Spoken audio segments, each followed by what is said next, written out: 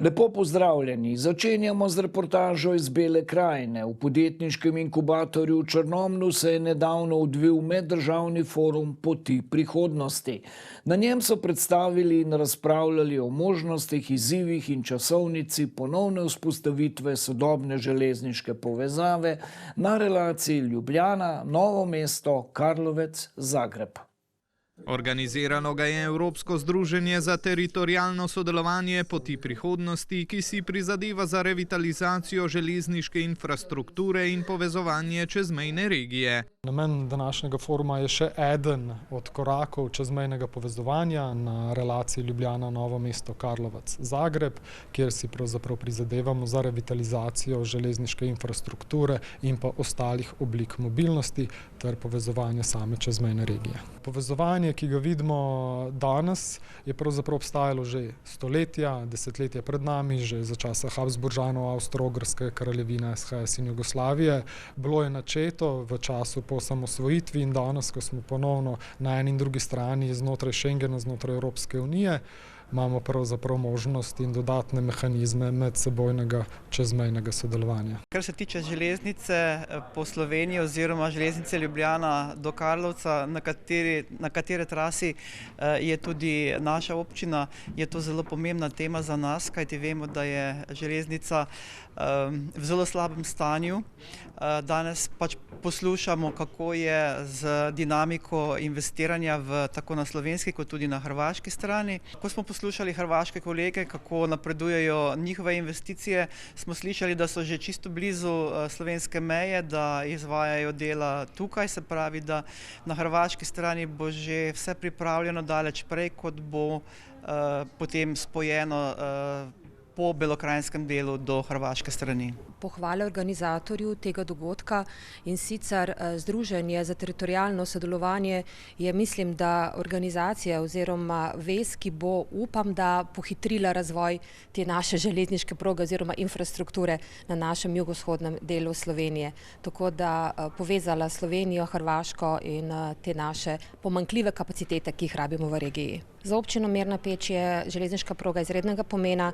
Pri nas se razvija zelo močno gospodarska cona, veča se število prebivalcev, selijo se iz mesta k nam na podeželje, delovna mesta ostajajo v mestih, kar pomeni, da bi z dobro infrastrukturo, z dobro povezanostjo do Ljubljane lahko zelo, zelo dobro izkoristili to javno infrastrukturo in zmanjšali v končni fazi obremenitev cestnega omrežja. Načrte na slovenski strani je podal predstavnik Direkcije za infrastrukturo. Cilj je dvotirna proga, elektrificirana, vzpostavitev taktnega prometa. Kompletna dolenjski progi 123 km, dokler še nimamo vseh teh DPN-jev umeščanja v prostor, kjer potrebujemo, lahko že delamo tudi samo dela po VDJK, vzdrževalne dela v javno korist, in to delamo pa trenutno na sami dolenjski progi Škofljica, projektiranje in pa kompletno Novo mesto. Ki bo v prihodnosti dobilo povsem novo podobo. Novo postajališče bo zagotovo tisto, ki bo pobiralo največ potnikov, ki bo generator največ, bo odlična multimodalna točka, avtobusna povezava tudi z parkiriščem, ampak zadeva je zdaj, se pravi, projektna naloga narejena, tako da gremo počasi v razpis, ko bodo zagotovljena sredstva za samo projektiranje. Kdaj pa bo na vrsto prišel tretji del, Bela krajina? Tu bi zdaj težko v sami grobi časovnici. Cilji so, da to absolutno čim prej. Želja je tam do Ivančne Gorice 2032. Tudi ko se je proga sama delala, se pravi, od Novega mesta je prišla 1894, pa da je prišla potem do Bele krajine, je bilo 20 let in podobno je tudi tu, se pravi, tak tempo, ta logika je, da se pač od Ljubljane navzdol delajo vse te proge, zaradi tega, ker tam, kjer je največje povpraševanje, kjer je največja gostota prometa, tam so pač najvišje prioritete. In tako smo že v letu 2050. Sama občina Semič oziroma Bela krajina ne more biti zadovoljna, ker nam bi bilo prikazano, da smo nekako v tretjem delu in bomo na vrsti čisto na zadnje. Ne vemo natanko kdaj, kajti sedaj se investicije dogajajo na prvem delu, projektiranje in umeščanje v drugem delu, se pravi, da ne bomo še tako kmalu na vrsti.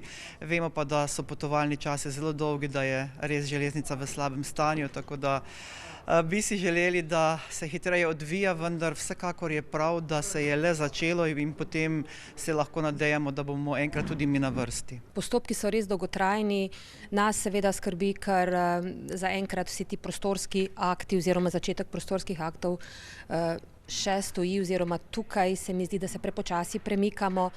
Dolgotrajni procesi razumemo, ampak se nam zdi, da vseeno vse hiti pa mimo nas in žal naša infrastruktura zaostaja, prebivalstvo čaka hitrejšo dostopnost do centra, do Ljubljane. Vsi govorimo o mobilnosti, vemo, kaj pomeni mobilnost, vemo, kaj pomeni pripeljati ljudi do teh pomembnih centrov brez avtomobilov, uporaba teh ostalih javnih sredstev in tukaj si želimo res, da naša država malenkost pohitri s postopki, da ne bomo res govorili o 20 letih razvoja te nove železniške infrastrukture. Na združenju se kljub temu trudijo, da bodo spremembe hitrejše. Oboji načrti niso povsem primerljivi, ker gre za drugačno gostoto poseljenosti, za drugačno strukturo naselij.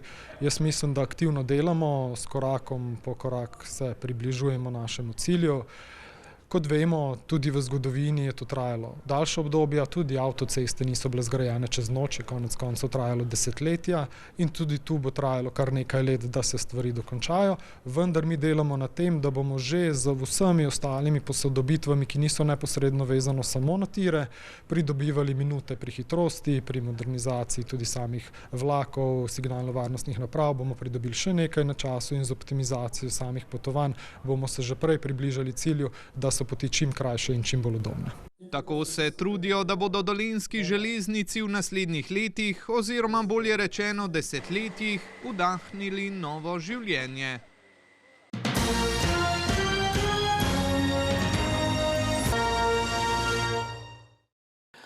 Nadaljujemo v dolenjski prestolnici. Gostinski prostori na Delančevi ulici, v katerih je dolga leta domovala znana novomeška kitajska restauracija, imajo več kot 100-letno tradicijo. Zadnjih nekaj let so samevali, zdaj pa so znova zaživeli. Ne na klasičen gostinski način, a še vedno bodo kar najtesneje povezani s kulinariko. Kako? Izveste v zgodbi, ki sledi. Sredi novembra so slovesno odprli demonstracijski in izobraževalni kulinarični center, katerega glavni namen je bogatenje kulinaričnih obzorij. Gre za del večjega mednarodnega projekta, poimenovanega Culinary Trail oziroma kulinarična pot. To središče je nastalo v prostorih, ki ga Novomeščani poznamo kot nekdanja kitajska restauracija. Predtem je bila tukaj tudi pizzerija Kristal, pa lokal Osmica, kamor smo zahajali še kot zelo mladi ljudje. Malo jih pa ve, da je pravzaprav v teh prostorih gostinski objekt pravzaprav skoraj neprekinjeno od leta 1856 dalje. Se pravi, gre za objekt, ki ima tako gostinsko tradicijo, mi bomo pa zdaj v okviru tega projekta mu bomo dali še neko novo življenje. Pri tem dodaja, da je ideja o projektu pravzaprav nastala povsem po naključju. Do ideje projekta je prišlo bom rekel, v okviru drugega projekta. Ne bom povedal, kje smo bili, bilo pa je grozljivo za nič kosilo, če tudi imajo tam bogato kulinarično tradicijo v tistem mestu, tako avtohtono, kot je to priseljensko. In potem smo se začeli malce šaliti, kaj pa, ko bi mi naredili projekt. In že takrat je padla ideja o imenu projekta Culinary Trail, kulinarična pot. In potem so se stvari seveda odvijale naprej. Treba je poudariti, da tu ne gre za klasično restauracijo. Bo seveda namenjeno tudi tovrstnim kulinaričnim dogodkom, predvsem pa bo prostor namenjen druženju, izobraževanju in tako naprej, s poudarkom na etnični in lokalni kulinarični dediščini. Prvo tako izobraževanje imamo že v februarju naslednjega leta in potem se bodo seveda skozi leta zvrstila še mnoga. In this building, there will be held multiple trainings regarding the culinary heritage, the recipes we collected, the training materials we already prepared, and we hope to have more and more trainings in the future. Skupna vrednost projekta, ki je financiran v okviru podonovskega programa, je sicer približno 2,3 milijona evrov. Ne gre zgolj za opremljanje tega kulinaričnega centra, gre tudi za številna druga izobraževanja, tudi neke nove tehnološke rešitve smo razvili. Eden izmed produktov tega projekta je tudi blagovna znamka, franšiza, ki jo nameravamo po zaključku projekta širiti dalje. V projektu sodeluje kar 27 partnerjev iz 14 podonovskih držav. Se pravi, od tega južnega dela Nemčije pa vse do Ukrajine in Moldavije. Vključujemo pa dediščino kar 30 etnij, ki živijo tu. 25 etnij je teh avtohtonih, tradicionalnih, se pravi, tukaj živijo že dolgo časa. Vključili smo pa tudi 5 novejših. Živimo pač v svetu, ki je poln migracij, ne? In zato smo vključili seveda tudi te etnične skupine. There are many partners involved all around the region, and we're really happy to work together. The results are speaking for itself, I guess.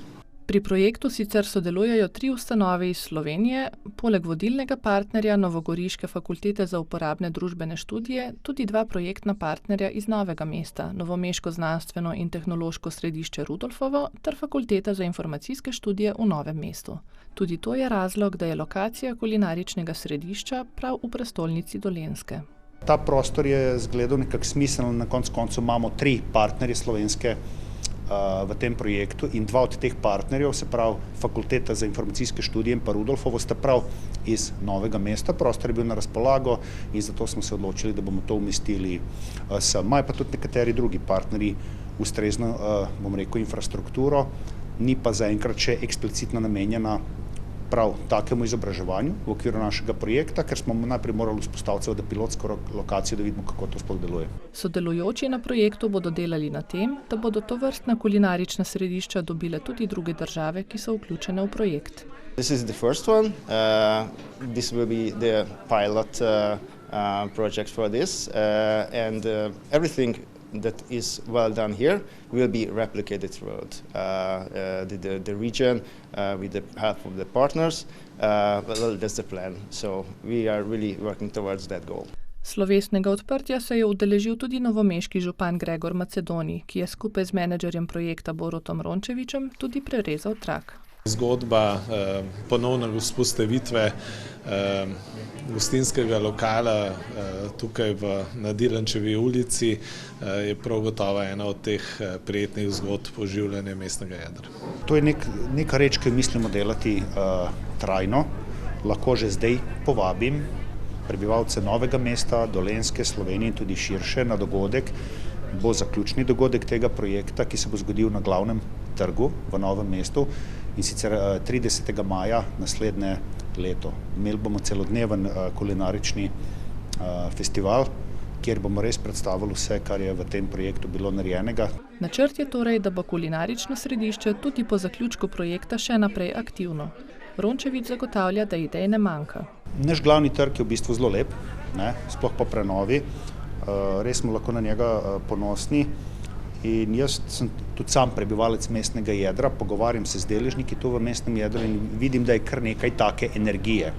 Želijo, da bi se nekaj tega naredilo in med drugim tudi zelo resno razmišljamo, da bi skupaj sooblikovali kar take redne petkove dogodke, petkovanja, kjer bi se novomeščani po zaključku delovnega tedna družili o dobri hrani, pijači, kakšni glasbi, vedno, ko bi bilo lepo vreme. Ampak seveda najprej moramo ta projekt uspešno pripeljati do konca. Nadaljne aktivnosti bi bile še posebej dobrodošle z vidika turizma v Novem mestu. Vsaka gostinska kulinarična ponudba v mestnem jedru je dobrodošla. Mi ocenjujemo, da je tega premalo v samem središču mesta. Seveda bi si želel več restauracij, ki bi bile ves čas odprte, pa vendar je tudi ta zgodba, ki pa še posebej izpostavlja nekako širjenje obzorij, poznavanja drugih kulinaričnih kultur, lahko zelo prijetna dopolnitev vseh ostalih, splošnih gostinskih ponudb.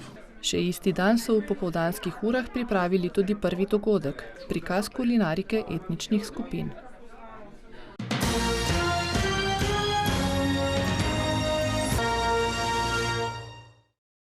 V zadnji zgodbi pa primer podjetniške odličnosti, ki jo v Novem mestu ustvarjajo invalidi. Ena najbolj znanih in najstarejših kopirnic, zadnja leta tudi tiskarna Iris, ni le podjetje, temveč dokaz, da delo, dostojanstvo in ustvarjalnost nimajo omejitev. Da lahko z ustrezno podporo in razumevanjem invalidi ustvarjajo vrhunske izdelke in polno prispevajo k skupnosti. Podrobnosti v reportaži, ki sledi. Ko stopiš v prostore podjetja Iris, začutiš, da ne gre za navadno kopirnico oziroma tiskarno. Gre za zgodbo o ljudeh, ki verjamejo vase, čeprav jim je življenje postavilo dodatne izzive. Je prostor, kjer družbena odgovornost ni le beseda, temveč vsakdanja praksa. Družbena odgovornost pri nas ni samo del poslovanja, ampak dejansko nek globlji temelj in korenine v našem podjetju in poskušamo nekako ponuditi priložnosti in vključiti vsakega posameznika v sam delovni proces, mu ponuditi priložnost, ne glede na to, ali je invalid ali je strokovni sodelavec. Se pravi, tisti, ki se nam pridružijo, so del naše celote. Odgovornost imamo do zaposlenih, do naših strank in na koncu tudi do okolja. Podjetje Iris je bilo ustanovljeno leta 1991, ko je tedanje vodstvo medobčinskega društva slepih in slabovidnih nekaj invalidnim osebam poskušalo priskrbeti delo, ki bi ga zmogli opravljati. Danes delujeta dve enoti Iris, v Novem mestu in Črnomlju. Smo pridobili celo status zaposlitvenega centra, ohranjamo do danes in moram reči, da je to naša identiteta in smo zelo ponosni na to. V skladu s tem so tudi njihove glavne vrednote, poudarja direktorica. Najpomembnejša je nekako družbena odgovornost, prilagodljivost, zanesljivost in pa seveda odličnost, kot je navedeno tukaj pri nas na vhodu na panoju. To so vrednote, ki oblikujejo naše podjetje in ki so vsakodnevno prisotne. Invalidom je potrebno dati priložnost. Verjamem, da si vsak posameznik, ne glede na to, ali gre za invalida ali za zdravo osebo, zasluži priložnost. So mi dali možnost, da lahko upravljam delo, ki ga drugače ne bi dobil nikoli. In s tako poškodbo, ki sem ja, ni zaposloval nišče. Samo sem prodaval igre na srečo na začetku. Gospod Nemanič je v podjetju Iris zaposlen že 25 let. Kaj mu pomeni, da ima možnost zaposlitve? Da imaš eno brigo v življenju. Delo, da nisi zavržen, da nisi odrinjen od tega zdaj sistema, ki je za invalide zelo težek. In ta naša firma nudi invalidom zaposlitve, mislim, da je to super zadeva. Jaz se naučil stvari, ne bi se nikdar mislil, da jih bom delal, pa jih zdaj znam. Recimo kaj? To, ploterji, računalniki, izven konteksta mojega dela z mano. Tudi nasploh poudarja, da je za invalide možnost zaposlitve in tovrstne vključenosti v družbo izjemnega pomena. Eni so zapostavljeni, eni to izkoriščajo, je pa prava stvar, kdo če od invalidov delati dosti boljše za njega, da gre, kot da ne gre. Ker če si ti sam doma, ker pravijo stari ljudi, zatupiš, ti starkopiten narataš, moraš iti naprej svetom. Zdaj sem še jaz službo pred 25 leti, ker sem tudi doma dolgo let, ki sem bil polomljen. Podjetje pa mora, če želi zagotoviti delo invalidom, poskrbeti za določene prilagoditve. Takim osebam je potem potrebno prilagoditi samo delovno okolje. Potrebujejo nek strokovni pristop, torej vedno imamo na voljo tudi mentorje, ki so ravno tako naši zaposleni in brez katerih absolutno ne bi bilo možno, da delujemo ali obstajamo. In tudi izobraževanje teh zaposlenih potem je potrebno, da lahko z invalidi delajo ustrezno. En takšnih mentorjev oziroma strokovnih sodelavcev je tudi Blaž Kuželj. Kako opiše svoje delovno mesto? Ja, največ je pač suport pa usmerjanje zaposlenih. Ne. Potem imam pa tudi še druge naloge, ne vem, naprimer, kot so zvezava diplomskih nalog, to nam je tam taka lepo področje v firmi in pa vse ostalo. Na kakšen način strokovni sodelavci pomagajo zaposlenim invalidom? Kakšne težje bremena dvigovanje, recimo pomagam, kakšne večje role pri plotenju, recimo na črto zamenjati, ali pa pač preprosto pri nekih nalogah delovnih, ko jih ne uspejo, ne znajo, ni dovolj znanje, pač programsko priskočim pa pomagam. Ne. Da ne rabim težko dvigovati, pa po lojtrah, ki je po poklicu sem električar, ne rabim po lojtrah hoditi, pa na višino. Blaž mi večinoma pomaga pri takih stvari, ko je ploter, pa te, ki so za mene bolj, no, pa sodobne so bolj. Vsi se poučimo, vsak dan, ko delaš, nekaj novega zveš, nekaj te naučijo, koliko se ne sami nas tudi ene stranke, ki vladajo. Znajdemo se, naredimo pa vse. Sicer pa zaposleni, tako invalidi kot strokovni delavci, poudarjajo, da v tem podjetju stigam ni. Nikoli ne dajemo te stigme, ne, invalidne, ti ne moreš, ti ne znaš. Ne, vsak lahko. Se pa pač najde neko delo za vsakega, v katerem en je boljši z delo s strankami, en ima tukaj bolj motoričen, tako da veliko lažje neke druge stvari upravlja. Nekomu je pa lažje se tam dogovoriti za karkoli oziroma neke manjše posle upravljati. Pomagamo en drugemu, kdo ki rabi pomoč, samo reče, pride pomagati. Če treba kaj dvigniti, eni ne smemo težko nositi, pa pride on, ki ga žihr, pa tako. En drugemu pomagamo, koliko se da. Podjetje je pred približno letom dni doživelo pomembno spremembo. Selitev tako kopirnice, ki je bila prej na Novomeščanom dobro poznani lokaciji, Rozmanovi ulici v samem središču mesta, kot tudi tiskarne, ki je imela svoj prostor v Plavi laguni, na skupno lokacijo. Zdaj se nahajajo na Kandijski cesti pri TPV-ju oziroma pod picerijo Totalka. Smo se preselili v nove prostore, ki so bili bolj primerni za delo invalidov. Ravno tako so bolj dostopni, tako invalidom kot našim strankam. Sprememba je bila velika, hkrati pa zelo dobrodošla za vse zaposlene. Ja, v redu, vse imamo prerok, vsi smo skupaj. Prej je bilo veliko več te komunikacije po telefonih, kaj bo kdo naredil, kako pa kaj bomo kaj naredili. Zdaj smo pa lepo skupaj in se je lažje korigirati vse skupaj. Super, rabno je ni šting več, stopnic ni več. Poleg selitve je podjetje v zadnjem letu dni tudi popolnoma prenovilo delovne procese in pridobilo tudi standard kakovosti ISO 9001. Ponosni smo, da smo kljub vsem tem velikim spremembam ohranili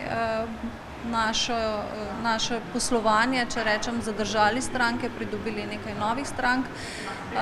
Je pa seveda vsaka prisotnost na trgu živa stvar, za katero je potrebno delati, in imamo usmeritve za prihodnost jasno določene, torej več nekako prisotnosti na samem tržnem prostoru, potem uvajanje novih produktov, sodelovanje z zunanjimi izvajalci in tako naprej. Ko govorimo o družbeni odgovornosti podjetij, pogosto izpostavljamo trajnost, varovanje okolja ali sodelovanje z lokalno skupnostjo. Veliko manj pa se govori o pomembni vlogi invalidskih podjetij in o sistemu invalidskih kvot, ki v Sloveniji omogoča vključevanje invalidnih oseb v delovno okolje. Sistem je lahko za podjetja izziv, a hkrati ponuja tudi priložnost. Podjetja, ki zaposluje 20 ali več zaposlenih, imajo možnost ali plačevanja teh kvot ali zaposlitve invalidov ali pa lahko sodeluje z invalidskimi podjetji. In lahko rečem, da z nami zelo radi sodelujejo, imamo taka podjetja, ki konstantno v bistvu za njih izvajamo neke storitve in na ta način tudi potem te invalidske kvote recimo pokrijejo lahko. Iris dokazuje, da lahko podjetje hkrati posluje uspešno in ostaja zavezano ljudem. Njihovo delo krepi tako skupnost kot samostojnost zaposlenih in ustvarja dodatno vrednost za vse.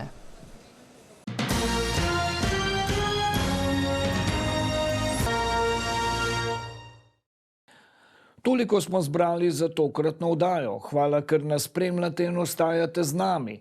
Gospodarske vsebine so na ogled tudi na naši spletni strani www.vaskanal.com. Arhiv oddaj Smo dobri gospodarji. Znova smo skupaj čez teden dni.